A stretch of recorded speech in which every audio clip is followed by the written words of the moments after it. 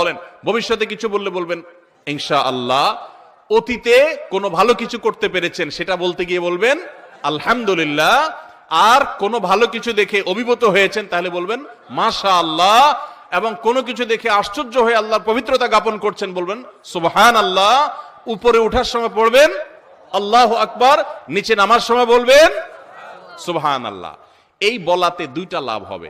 এক হলো এই প্রত্যেকটা শব্দ উচ্চারণের কারণে আপনার আমলনামাতে সওয়াব যুক্ত হবে।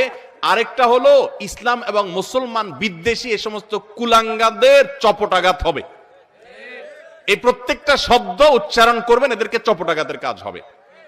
এরা এদেশের গণমানুষ বিরোধী। এদেশের শতকরা বেশ 99% মানুষ, যেই ধর্মের মানুষই হোক না কেন, প্রত্যেকটা ধর্মের মানুষ তার ধর্মীয় সংস্কৃতিকে আগলে রাখে, শ্রদ্ধা করে, এবং এই সম্মিলিত প্রচেষ্টা আমাদের সংস্কৃতি বেড়ে উঠেছে। এরা সেগুলোর দুশ্মন।